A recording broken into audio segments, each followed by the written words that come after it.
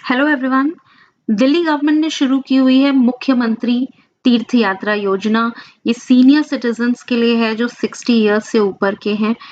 आइए जानते हैं इसके लिए कैसे अप्लाई कर सकते हैं। आप गूगल पे टाइप करेंगे ई डिस्ट्रिक्ट पोर्टल और आपको ये दिख जाएगा वेबसाइट का लिंक। आप इसको क्लिक कीजिए, ये वेबसाइट ओपन हो जाएगी। आप ध्यान रखिए, आप 60 से नीचे के हैं तो बिल्कुल इसके बारे में सोचने की जरूरत नहीं है, आप अप्लाई नहीं कर सकते हैं। अगर आप 21 साल से ऊपर के हैं तो आप एज एन अटेंडेंट किसी के साथ जा सकते हैं, अदरवाइज नहीं। आपको और ये भी ध्यान रखना है, आप गवर्नमेंट एम्प्लॉय अगर रहे हैं, आप पेंशन लेते हैं या पहले भी रह चुके हैं गवर्नमेंट एम्प्लॉय, तो भी आप इस स्कीम के लिए अप्लाई नहीं कर सकते। आप डाउनलोड्स पे जाइए। यहाँ पे पहले आप लॉग इन रजिस्टर कर सकते हैं वेबसाइट पे, लेकिन कुछ डॉक्यूमेंट्स हैं जो इकट्ठे करने हैं, उसके बिना फिर फॉर्म सबमिट नहीं होगा। तो पहले उसी को देख लेते हैं। आप डाउनलोड पे जाइए, एप्लीकेशन फॉर्म्स पे क्लिक कीजिए और नंबर 27 पे आपको दिखाई देगा मुख्यमंत्री तीर्थ यात्रा योजना। आपने इसके फॉर्म पे क्लिक करना है। आपको इसको प्रिंट निकलवाना है और फिर इसको फिल करके एमएलए के पास जाना है। तो मैं आपको पूरा डिटेल में बता देती हूँ। आपने यहाँ पे नेम ऑफ एप्लीकेंट, यानी जो एप्लीकेंट है अप्लाई कर रहे हैं स्कीम के लिए, उनका नाम, उनकी फोटो, फादर्स का नेम, पूरा एड्रेस, डेट ऑफ बर्थ, ये बताना है। एप्लीकेंट गवर्नमेंट एम्प्लॉई तो नहीं है, तो अगर है तो आप यस पे क्लिक कर देंगे, आपका फॉर्म आगे जाके रिजेक्ट हो जाएगा। और नहीं तो आप नो कर देंगे। आप अपना एड्रेस लिखेंगे। इमरजेंसी या एक्सीडेंट के केस में कोई इंसान जिसको कांटेक्ट किया जा सके, उसका नेम एंड मोबाइल नंबर। अगर आप अपने स्पाउस के साथ यानी अपने हस्बैंड या वाइफ के साथ अप्लाई कर रहे हैं तो आप यस करेंगे, नहीं तो नो करेंगे, अकेले जा रहे हैं तो। फिर आप स्पाउस का नेम, अगर स्पाउस के साथ अप्लाई कर रहे हैं, स्पाउस की डेट ऑफ बर्थ, उनका भी आपको बताना है कि कहीं गवर्नमेंट जॉब में तो नहीं है, यस या नो। और अगर आप 70 साल के ऊपर के हैं तभी आप अटेंडेंट के लिए अप्लाई कर सकते हैं, वरना नहीं। मतलब हस्बैंड वाइफ दोनों भी अटेंडेंट के साथ जा सकते हैं, खाली एक पर्सन भी अटेंडेंट लेके जा सकता है, पर 70 साल से ऊपर के हैं तो। और अटेंडेंट की एज 21 साल से ऊपर होनी चाहिए। तो ये है अटेंडेंट का name, photo, date of birth. अब आप जहाँ पे रहते हैं, ऑफकोर्स प्लेस लिख दीजिए, न्यू दिल्ली, डेट लिखिए, साइन कीजिए। उसके बाद ये है सेल्फ डिक्लेरेशन, ये भी आपको जरूरत पड़ेगी ऑनलाइन अप्लाई करने में। यहाँ पे आपने मेन एप्लीकेंट का नेम लिखना है। आई सो and so, suppose Ankit Goyal है तो आपने यहाँ लिख दिया अंकित गोयल। रेजिडेंट ऑफ, अपना एड्रेस लिखेंगे। अगर अटेंडेंट के साथ जा रहे हैं तो यहाँ पॉइंट नंबर 12 में आपने अटेंडेंट का नाम लिखना है। डेट लिखनी है जिस डेट को आपने ये फॉर्म भरा है और यहाँ पे साइन कर देना है मेन एप्लीकेंट ने। अब ये जो तीसरा पेज है, इसके बारे में बताने से पहले फोर्थ पेज पे जाना जरूरी है। फोर्थ पेज है मेडिकल सर्टिफिकेट। अगर आप 3 लोग जा रहे हैं, यानी हस्बैंड, वाइफ एंड अटेंडेंट, तो आपको ये 3 कॉपीज चाहिए, ये तीनों का बनेगा। अगर 2 लोग जा रहे हैं तो 2 का बनेगा। आप यहाँ पे अपना नाम लिखेंगे, सन, डॉटर, हस्बैंड, वाइफ, जो भी आपको फिल करना है वो फिल करके यहाँ पे उनका नाम लिखना है। जैसे Ankit Goyal, husband of so and so person का नाम लिखेंगे। फिर अपनी आईडी, तो 3 लोग अप्लाई कर रहे हैं तो 3 फॉर्म्स होंगे, तो तीनों का वोटर आईडी यहाँ पे आएगा अलग अलग फॉर्म्स में। फिर आपने डॉक्टर के पास जाना है और डॉक्टर से यहाँ पे स्टैंप लगवानी है कि आप मेडिकली फिट हैं। तीनों की स्टैंप लगेगी अलग अलग फॉर्म्स पे। उसके बाद अब आपने ये वाला थर्ड पेज जो है ये फिल करना है, जहाँ पे आप लिखेंगे, यहाँ पे सभी का नाम आएगा, श्रीमती और श्री, जो मेन एप्लीकेंट है उनका नाम, आपकी कॉन्स्टिट्यूएंसी लिखनी है। कॉन्स्टिट्यूएंसी वोटर आईडी कार्ड पे लिखी हुई होती है, और वोटर आईडी नंबर। फिर यहाँ पे अपने स्पाउस का नाम, उनकी कॉन्स्टिट्यूएंसी और उनका वोटर आईडी नंबर। यहाँ पे अटेंडेंट का नाम, उनकी कॉन्स्टिट्यूएंसी और उनका वोटर आईडी नंबर। अटेंडेंट बेटा या बेटी हो बिल्कुल जरूरी नहीं है, कोई भी हो सकता है, बस आप 70 साल से ऊपर के होने चाहिए। यहाँ पे डेट लिखी। अब यहाँ पे आप इस पूरे फॉर्म को भर के अपने नियरेस्ट जो आपका एमएलए है उसके ऑफिस में लेके जाएंगे। और ये भी जरूरी नहीं है कि अटेंडेंट आप ही की कॉन्स्टिट्यूएंसी का हो, अलग कॉन्स्टिट्यूएंसी हो सकती है। तो आप जब एमएलए के ऑफिस में जाएंगे, वो ऑफिस कहाँ है ये आपको थोड़ा सा सर्च करना पड़ेगा गूगल पे, और आप ऑफिस में विजिट करेंगे, वहां पे आपके फॉर्म को चेक करके इस पे स्टैंप वगैरह लगा दी जाएगी। अब उसके बाद आपने क्या करना है, आपने ये जो सेल्फ डिक्लेरेशन वाला पेज था इसको भी स्कैन करना है, और एमएलए वाले सर्टिफिकेट को भी और तीनों के जो मेडिकल सर्टिफिकेट्स थे उनको भी स्कैन करिए, पीडीएफ फॉर्मेट में कन्वर्ट करिए, क्योंकि इसको हमें फॉर्म भरते हुए जरूरत पड़ेगी। अब हम वापस आ जाते हैं अपनी ई डिस्ट्रिक्ट की वेबसाइट पे। अब हमने प्रोसीजर करना है शुरू अपलोडिंग का सब कुछ। तो सबसे पहले हमें लॉगिन या रजिस्टर पे क्लिक करना है, ठीक है। तो अगर आपने पहले ही लॉगिन कर लिया था, आप अपना यूजर आईडी और पासवर्ड भरेंगे, कैप्चा भरेंगे, लॉगिन करेंगे। और अगर आपने पहले से रजिस्टर नहीं किया हुआ है तो आप रजिस्टर पे क्लिक करेंगे। तो मैंने क्लिक किया है रजिस्टर पे। अब यहाँ पे वो बोलते हैं डॉक्यूमेंट टाइप सिलेक्ट कीजिए। यहाँ पे सिर्फ आधार कार्ड का ही ऑप्शन आता है, तो आप आधार कार्ड सिलेक्ट करेंगे। डॉक्यूमेंट नंबर जो है आपका वो सिलेक्ट। तो अब मैंने आधार कार्ड नंबर सिलेक्ट किया है, अपना आधार कार्ड नंबर डाला है और उसके बाद मैंने कैप्चा एंटर कर दिया है। यहाँ पे आप टिक करेंगे और फिर आपने करना है कंटिन्यू। अब कंटिन्यू पे क्लिक करने के बाद ये देखिए काफी बड़ा सा एक फॉर्म है, ये ओपन हो जाता है और आपने इसको पूरे फॉर्म को फिल करना है। सो मैं फटाफट से इसको फिल करके आगे बढ़ती हूँ ताकि मैं आपको दिखा सकूं कि आगे उसके बाद फॉर्म में क्या करना है। सो यहाँ पे आपने लिखना है नेम ऑफ एप्लीकेंट, फिर आपने लिखना है जेंडर, आपके फादर का नेम, आपकी मदर का नेम, ये मेन एप्लीकेंट की बात हो रही है। अपने हस्बैंड या वाइफ का नाम, भले ही वो जा रहे हैं या नहीं जा रहे हैं उससे मतलब नहीं है, आप यहाँ पे अपनी डिटेल पूरी फिल कर दीजिए। स्पाउस के नेम पे देखिए रेड स्टार नहीं लगा है तो ये जरूरी नहीं है डालना। फिर डेट ऑफ बर्थ आप फिल करेंगे। आप उसके बाद आपका हाउस नंबर, स्ट्रीट नेम, सब लोकेलिटी, ये कंपलसरी नहीं है, आपने मतलब पूरा एड्रेस आप यहाँ पे भी भर सकते हैं। फिर आपने बताना है दिल्ली या दूसरे स्टेट के हैं, दिल्ली के हैं तभी आप फॉर्म अप्लाई कर सकते हैं, अदरवाइज नहीं। आपको अपनी लोकेलिटी यहाँ से सिलेक्ट करनी है। अगर इन ऑप्शंस में नहीं मिल रही है तो आप यहाँ पे जाके टाइप करके लोकेलिटी को ढूंढ सकते हैं।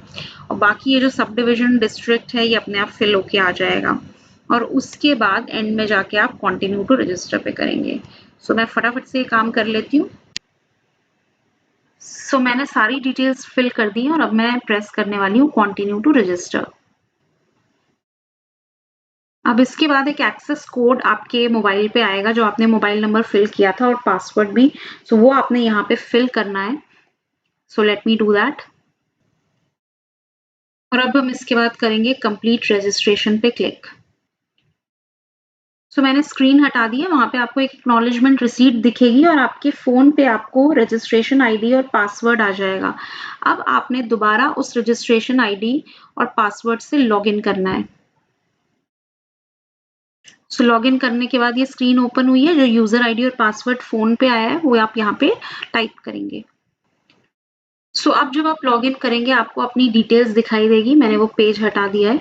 तो अब आपने क्या करना है, यहाँ पे देखिए अब आपने मुख्यमंत्री तीर्थ यात्रा योजना के लिए अप्लाई करना है। तो आप अप्लाई ऑनलाइन पे क्लिक करेंगे एंड अप्लाई फॉर सर्विसेज के ऊपर जाएंगे, ठीक है। और यहाँ पे नंबर 33 पे आप देख रहे हैं मुख्यमंत्री तीर्थ यात्रा योजना लिखा हुआ है, यहाँ पे आप क्लिक कर देंगे अप्लाई के ऊपर, ठीक है। अब इसमें लिखा हुआ है voter ID card is mandatory document in order to apply for the service. So आपको बोला जा रहा है कि आप पहले अपने प्रोफाइल पे एड रजिस्ट्रेशन डॉक्यूमेंट पे जाके वोटर आईडी कार्ड को रजिस्टर करें। सो लेट्स सी, प्रोफाइल पे जाते हैं और यहाँ पे लिखते हैं अटैच, यहाँ पे क्लिक करना है अटैच डॉक्यूमेंट टू प्रोफाइल। सो अब यहाँ पे आगे आप देख रहे हो ये वाली स्क्रीन पे अभी कोई वोटर आईडी वगैरह सिलेक्टेड नहीं है, पर मैंने आधार कार्ड से रजिस्ट्रेशन किया था तो मेरा आधार कार्ड नंबर जरूर लिखा हुआ आ रहा है। सो अब हम क्या करेंगे, यहाँ पे हम डालेंगे voter ID card, select department election commission of India और यहाँ पे आप अपने वोटर आईडी कार्ड का नंबर डाल देंगे।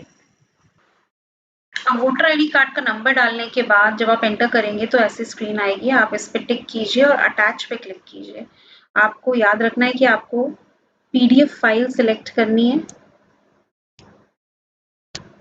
जब आगे वोटर आईडी कार्ड मांगा जाएगा तो पीडीएफ फाइल सिलेक्ट करनी है। यहाँ पे आधार एंड वोटर आईडी दोनों के नंबर्स आ गए हैं और डिटेल्स आ गई है। अब हम जाएंगे वापस अप्लाई ऑनलाइन के ऊपर, अप्लाई फॉर सर्विसेज में, ठीक है। और अब हमने जाना है, तीर्थ लिखा मैंने एंड देन 33 नंबर पे ये तीर्थ यात्रा योजना के लिए आपने करना है अप्लाई के ऊपर क्लिक।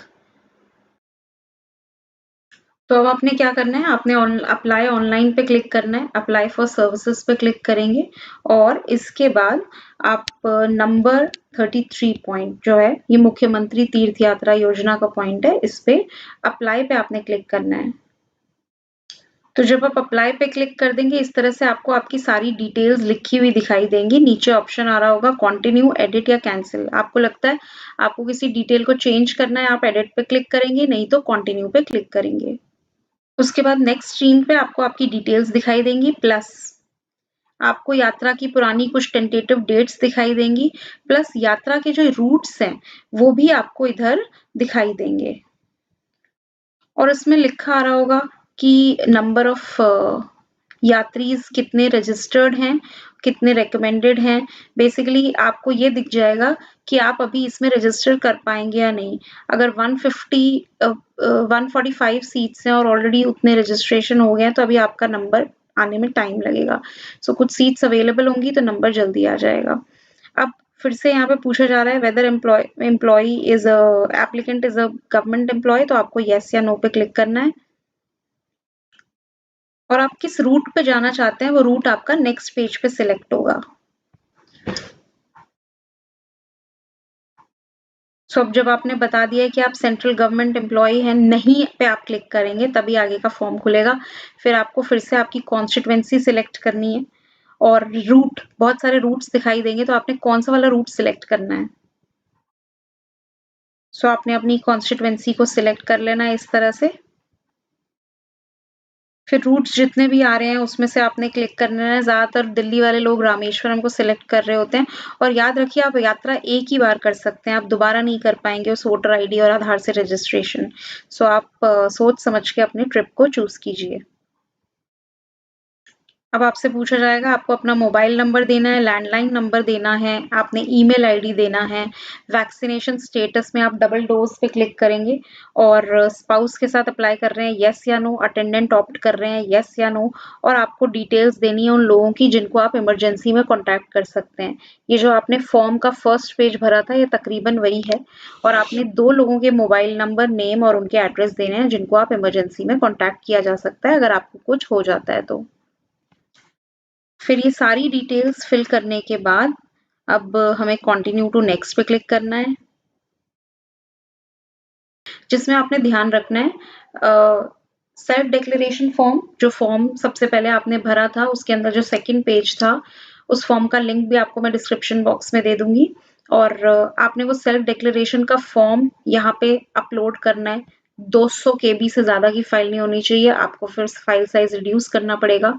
मेडिकल सर्टिफिकेट भी जो आप लेके आए हैं अगेन 200 KB से कम का ही फाइल साइज होना चाहिए और मेडिकल सर्टिफिकेट याद रखना है तीनों का अपलोड होगा। वैक्सीनेशन सर्टिफिकेट भी तीनों का, यानी कि हस्बैंड, वाइफ एंड अटेंडेंट। अगर सिर्फ मेन पर्सन और अटेंडेंट जा रहे हैं तो 2 का अपलोड होगा, तो जितने लोग जा रहे हैं सबका अपलोड होगा। फिर वैक्सीनेशन सर्टिफिकेट भी आपका अपलोड होगा, मतलब ये कंपल्सरी है। और MLA रिकमेंडेशन लेटर, ये तो तीनों लोगों का एक ही था तो वो एक ही बार अपलोड होगा। Identity proof of beneficiary, identity proof भी सभी के मांगे जाएंगे तो उसको भी आपने स्कैन करके PDF फॉर्मेट में रख लेना है। अच्छा, अगर बीच में मान लीजिए आपकी फॉर्म स्क्रीन गायब हो जाती है तो आप लॉगिन दोबारा कर लेंगे और अप्लाई ऑनलाइन में पेंडिंग फॉर सबमिशन के ऊपर जाएंगे तो आपको आपकी पेंडिंग वाली एप्लीकेशन दिखाई देगी, उस पर क्लिक करके आप दोबारा उसी पेज पे पहुंच जाएंगे, तो उसमें कोई डरने वाली बात नहीं है। अब आप यहाँ सेल्फ डिक्लेरेशन पे अपलोड पे क्लिक कर देंगे तो क्या होगा, नेक्स्ट पेज कुछ इस तरह से ओपन होगा। आपको type of document self declaration, select document, यहाँ पे सेल्फ डिक्लेरेशन लिख दिया। सिलेक्ट डिपार्टमेंट, आप अदर ही लिखना पड़ेगा आपको और डिपार्टमेंट नेम यहाँ पे मांगा है तो मैंने तो यहाँ पे दिल्ली गवर्नमेंट फिल कर दिया क्योंकि इसका कोई वैसे डिपार्टमेंट नहीं है। डॉक्यूमेंट नंबर, अब जब आप MLA से इस डॉक्यूमेंट को आपका वो जो स्टैंप लगवाते हैं तो आपको एक 5 डिजिट का नंबर देते हैं, तो वो 5 डिजिट का नंबर आप यहाँ पे फिल कर दीजिए। कोई कह रहा है 0 फिल कर दीजिए, 0 फिल करके भी देखा जा सकता है, बट मैंने तो वो 5 डिजिट का नंबर जो हमें MLA ऑफिस से मिला था वो यहाँ पे फिल किया। उसके बाद करना है अपलोड डॉक्यूमेंट, आप चूज फाइल पे क्लिक करेंगे और वो जो MLA वाला डॉक्यूमेंट था जो उसको आप यहाँ पे अपलोड कर देंगे। 200 केबी से कम का 100 केबी से कम का साइज होना चाहिए। और एक काम और आप और भी कर सकते हैं, आप जनरेट सेल्फ डिक्लेरेशन फॉर्म पे क्लिक करके उस फॉर्म का प्रिंट निकाल के, वो टाइप्ड फॉर्म होगा, उसका प्रिंट निकाल के, मतलब उस पे आपका नाम भी टाइप्ड आ जाएगा और उस पे आप साइन करके फिर उसको स्कैन करके पीडीएफ फॉर्म में यहाँ पे अपलोड पे क्लिक कर सकते हैं। उसके बाद जस्ट इसे स्कैन करके अपलोड कर यानी कि ये जो फॉर्म था जो हमने एमएलए के थ्रू स्टैम्प करवाया था, इसका जो सेकंड पेज था, सेकंड सेल्फ डिक्लेरेशन, ये आपने साइन किया हुआ था, इसको आपने अपलोड करना है। और अगर आप जनरेट वाले पे क्लिक करेंगे ऑप्शन पे, यानी अगर आपने इस वाले जनरेट सेल्फ डिक्लेरेशन फॉर्म पे क्लिक किया तो वही वाला फॉर्म दोबारा निकल जाएगा, उसमें जो आपका नेम एंड एड्रेस है वो आपका टाइप्ड आ जाएगा, तो आप उसको भी निकाल कर साइन करके उसको अपलोड कर सकते हैं। सो फ्रेंड्स, इस तरह से करके अगली स्क्रीन भी खुलेगी जिसमें आपको कई सारे डॉक्यूमेंट्स अपलोड करने होंगे। और पहले में और अब में फॉर्मेट में चेंज हो गया है। पहले सिर्फ मेन एप्लीकेंट की चीजें अपलोड हो रही थी, लेकिन अब जो सेल्फ डिक्लेरेशन है वो तो एक ही होगा। मेडिकल सर्टिफिकेट्स सबके होंगे, यानी कि अगर हस्बैंड वाइफ एंड अटेंडेंट कर रहे हैं तो 3 लोगों का अपडेट होगा। वैक्सीनेशन सर्टिफिकेट भी तीनों का होगा। वोटर आईडी भी तीनों का अपलोड होगा। एमएलए रिकमेंडेशन लेटर एक बार करना होगा और फोटो, फिर जब आपका ये सारे डॉक्यूमेंट्स अपलोड हो जाएंगे आप इनको चेक भी कर सकते हो कि आपका सही हुआ है अपलोड या नहीं हुआ है।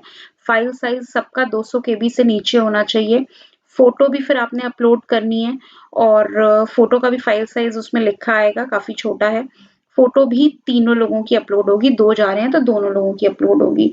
और उसके बाद फाइनल सबमिट का ऑप्शन आएगा।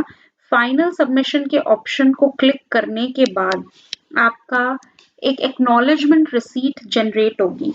उस रिसीट पे ही आपका नंबर वगैरह है, तो वो रसीद आपको बिल्कुल संभाल के रखनी है। फ्यूचर में जब भी आपका नंबर आएगा, ये ज़रूरी नहीं है आपकी यात्रा का नंबर आज आ जाए, हो सकता है 2 साल बाद आए, क्योंकि इस पे बहुत हेवी डिमांड है और बहुत 2-2 साल की एडवांस बुकिंग चल रही है। तो जब आपका नंबर आएगा, आपको मैसेज आएगा उस फ़ोन पे जिसके थ्रू आपने अप्लाई किया है, तो वो रसीद ही मेन है जो आपको संभाल के रखनी है। और अब एक बहुत इम्पोर्टेंट चीज़ आपके वोटर आईडी कार्ड नंबर से रिलेटेड। आप देखिए, आप ये भी टाइप कर सकते हैं, find DL series new voter ID, क्योंकि दिल्ली का है। अब ये आपका एक पेज आएगा, मैं इसका लिंक भी डिस्क्रिप्शन बॉक्स में दे दूंगी। अगर आपका वोटर आईडी ओल्ड सीरीज से बिलोंग करता है, यानी जिसमें डीएल इस तरह से नंबर लिखा हुआ है, तो आप इसके थ्रू अपना रजिस्ट्रेशन नहीं कर पाओगे। तो जब आप वोटर आईडी जब इसको आप रजिस्ट्रेशन करने के टाइम पे आपको वोटर आईडी न्यू सीरीज का डालना होगा। तो आपको ये ओल्ड सीरीज आप इस बॉक्स में डालेंगे, सर्च करेंगे तो जो आपके नाम पे आपको न्यू सीरीज अलॉट हुई है वो आ जाएगी। और आपको अपना वोटर आईडी कार्ड भी अपडेट कराना होगा। अगर पुरानी सीरीज का है, उसके थ्रू आप यात्रा नहीं कर सकते हैं, तो वो नया नंबर वाला वोटर आईडी कार्ड होना चाहिए। ये आपको याद रखना है।